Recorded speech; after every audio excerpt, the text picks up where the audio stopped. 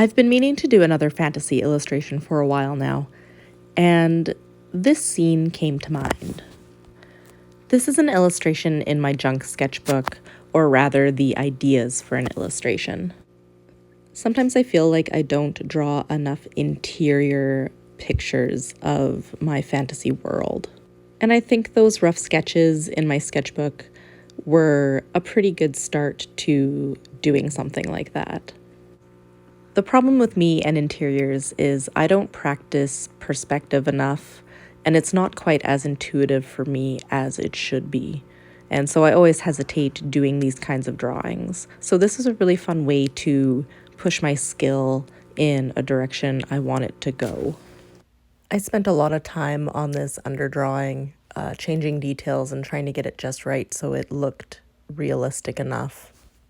I've also been allowing myself to really work the paper and erase more just because I am now comfortable with how much this paper can take.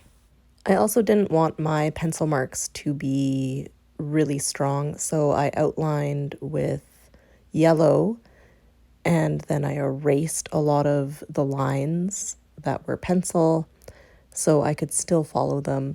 I still don't know how I want to go about inking my work, if I want to ink or if I want to do something like this where I give myself a guideline that will kind of disappear as I paint.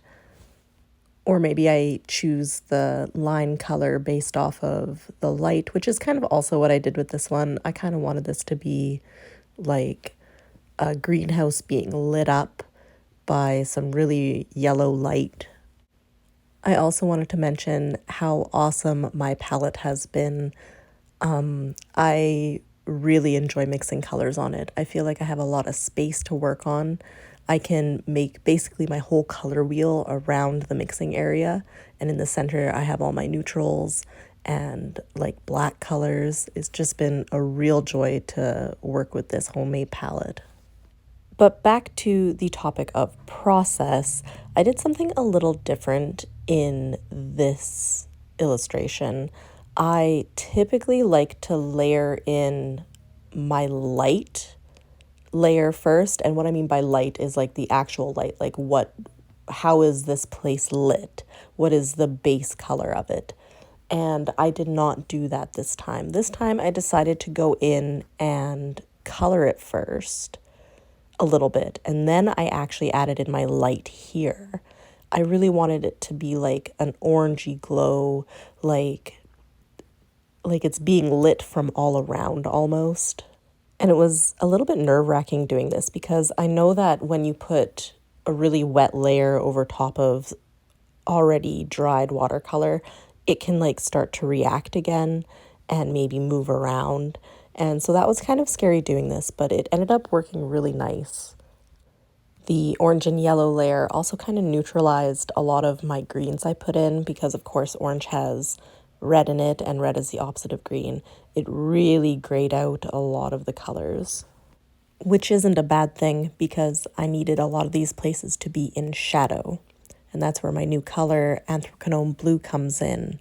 I wanted to have some dark, moody shadows, and this blue was one of the main blues I used in my palette choice to mix a lot of these moody greens and deep purples. I really tried to make this illustration look like a greenhouse, really filled with plants and mosses and worked in kind of vibes. Overall, something about this illustration just has never sat right with me.